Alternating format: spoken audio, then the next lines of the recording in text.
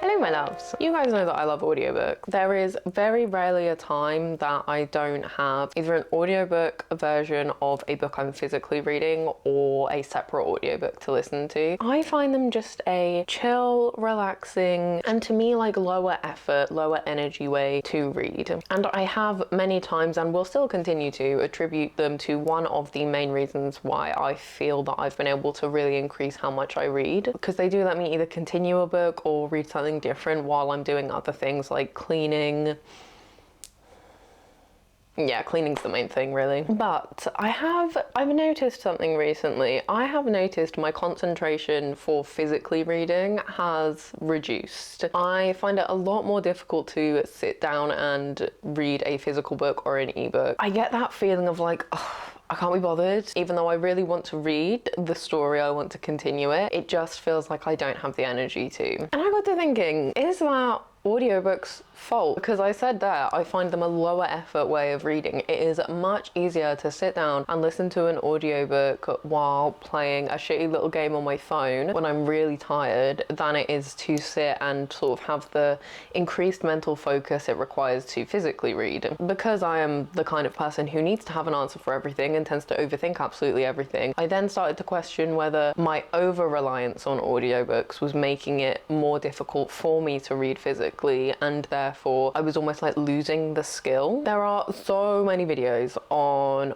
audiobooks. Are they good? Are they bad? Are they ruining our ability to read? Are they really reading? I'm not going to be commenting on that today because that's a stupid fucking question. Of course it's still reading if you are taking in a story. But anyway, I know this is a conversation and topic that is discussed an awful lot. And I think outside of that, there's an ongoing conversation frequently that I see anyway about just generally our attention spans, our concentration, our critical thinking skills because of the trends in digital media at the moment. And so I therefore in my brain thought it was a logical question to ask, is it audiobooks' fault that I am no longer, not that I'm no longer reading, but I'm finding it more difficult to read? Now, there are several issues with me coming to that conclusion. One, it's pretty reductionist. There are so many other reasons that I might be struggling to read. I've been very tired lately. I have ADHD. My concentration is gonna ebb and flow for seemingly random reasons at different times. It's just something that I have learnt to live with. I also have quite chronic depression, and we've been in the winter months, which is, you know, a time that a lot of people are going to experience those symptoms worse. And I have noticed in general my motivation and energy has improved slightly since the weather has got a bit better. So maybe it's because of that. But it could also just be something as simple as I'm trying to get back into a lot of my other hobbies, and therefore I just don't sometimes want to read because there's other things I'd rather be doing instead, like sitting down to play Stardew Valley for 8 hours straight. My concentration is fine for that. So then it becomes more difficult to work out, is it audiobooks' fault that potentially myself, and I know other people as well, based on a lot of online discussion, are finding it more difficult to physically read now? And is it just seen as an easy option that isn't really real reading? Again, I don't agree with that at all, but for the point of the discussion today, I feel it needs to be mentioned that that is a frequent point in the discussion online. I suppose there is somewhat of an argument to make in that the way media content is provided to us now, just generally the world we live in, everything is so convenient, everything is so easily accessible. It doesn't really take us much mental effort to find things that we want to, or find content that we want to consume. It's kind of just handed to us. And of course there's a lot more of a lean towards short form content now. Not that I would know about that, because I like to yap for a minimum of half an hour. There is such a move towards this that I know there is a significant general topic of waning attention spans, and I suppose I just wanted to look at, are audiobooks a part of that? It doesn't take as much mental effort or concentration, in my opinion. I know some people find audiobooks harder to concentrate on than physical books, so this is purely just mine and some other people's experiences, but are audiobooks a part of that? So yeah, I just kind of want to discuss that today. And you best believe this is not just opinion. Obviously some of it will just be my opinion, but I've also done research, because believe it or not, I do have a degree. How dare you! I have an MBA! And so I know how to research.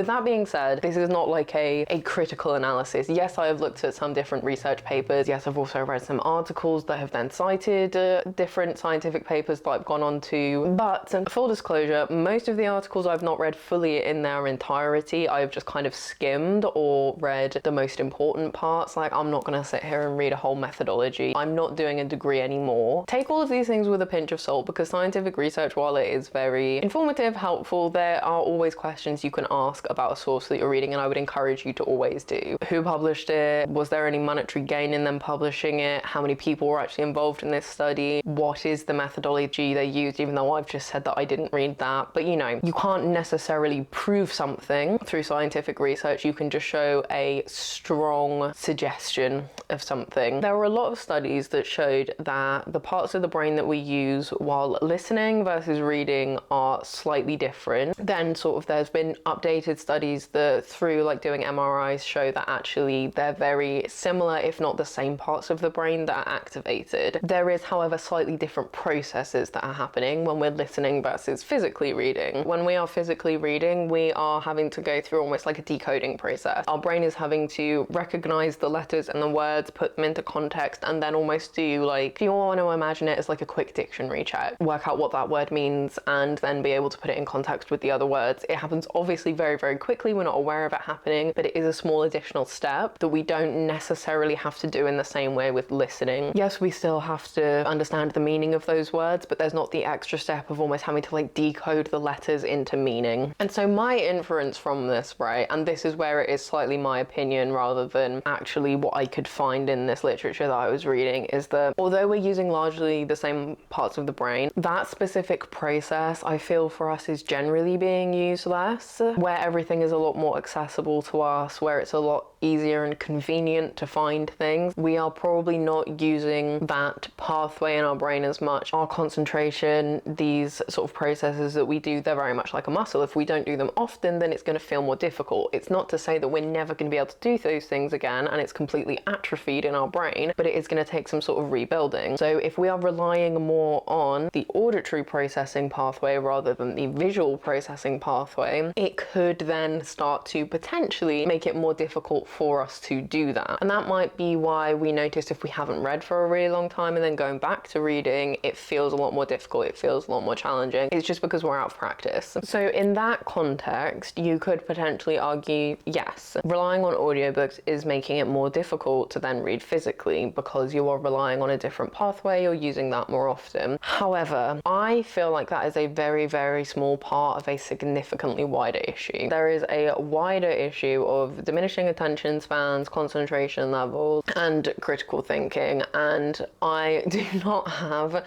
any scientific evidence to back this up. This is where I am going to go into anecdotal evidence, but I think nothing can prove this better than the surge in the Subway Surfer type videos, or the videos where someone is usually like making slime or something on screen while a voice tells you a story at the same time. If we are being primed to only have to concentrate for what, like 10-second video, yeah, of course that muscle isn't going to be used as much in general for concentration. We've also obviously got the rise of AI, with things being easily summarized to us without us having to actually read a full document, making it much easier to sort of search for things and get quick answers rather than having to really know how to do a good Google search to find what you wanted and then sort of go through all the various different links to sort of get the information you wanted. We're just not having to generally use that pathway and those muscles in our brain as much, and therefore it is going to be more difficult across a variety of different things. In the context of all of that, we're probably exposed to things like short form content, AI, and all of that significantly more in our day-to-day lives than we are audiobooks. If we're just going on the, you know, very simple concentrate less, more difficult to concentrate, yes, audiobooks are going to make it more difficult, but I think they are such a small part of it. My counterpoint to that as well would be, we're still reading. No, audiobooks are not making us dumb. What studies also actually show is that reading comprehension and understanding is the same across listening and reading. So whether we are listening to an audiobook or physically reading a book, we are still absorbing the same amount of information, we're still experiencing a story, we're still thinking about said story, and so that is significantly better, in my opinion, than sat doom scrolling. And to add to that as well, audiobooks increase access to reading for a lot of people. A lot of the studies that were coming up when I was doing initial research were actually showing the difference between listening to a passage or a bit of text versus reading it for people whose first language wasn't English when they were sort of attempting to learn the language, or for children in like special educational needs settings. Both of them showed that there was better engagement and better retention of information, better understanding and comprehension with the auditory information. That is increasing access to literature for so many people who might struggle with physically reading it. And that's not even including people like me who are native English speakers, have a very high level of English, but just sometimes their brain does not want to work. And so physically reading is very difficult. People with certain long-term health conditions that cause brain fog or difficulties with concentrating or physical difficulties that actually make it hard to hold a book. There are so many benefits to audiobooks versus the negatives, and taking into account the wider context of all of the other things that are having a negative impact on our concentration levels and retention and critical thinking, whatever you want to call it, I really don't think they're a big issue. If it's going to get more people reading, if it's going to get more people enjoying stories and literature and having a break away from really passive activities that might not necessarily actually be benefiting our well-being in any way, all for it. Listen to audiobooks to your heart's content. I am no longer going to feel guilty for doing so or feeling like I'm ruining my ability to read just because I'm listening to audiobook. Because even though I frequently say audiobooks are still reading, I think they're a really good option because there's so much discourse around it and so many people saying that like it's not real reading. I think there was still a part of me that had internalized that a little bit and felt like guilty or like a fraud for relying on audiobooks more than I used to. That is bullshit. If you have internalized any of that narrative, I hope this helps to like reassure you that actually you are getting as much from that as someone who is reading it physically. If we compare it to other things that are ruining our attention, it's probably the best of the bunch. I know this is a huge topic. I know there's so much conversation and debate around audiobooks, so I would love to know what you think. Whether you do read a lot of audiobooks, whether you find them quite difficult to concentrate on, because I know that is an issue that a lot of people experience as well, like almost in contradiction to what a lot of the criticisms of audiobooks are. Would be interested to hear any thoughts. Just be nice to each other, because I know sometimes people can be really mean in this topic, so just respect people's different approaches to reading. It doesn't affect you. As long as we're reading, that's all that matters. That is all from me today though, so I hope wherever you are having a wonderful day, and I will see you guys soon. Bye.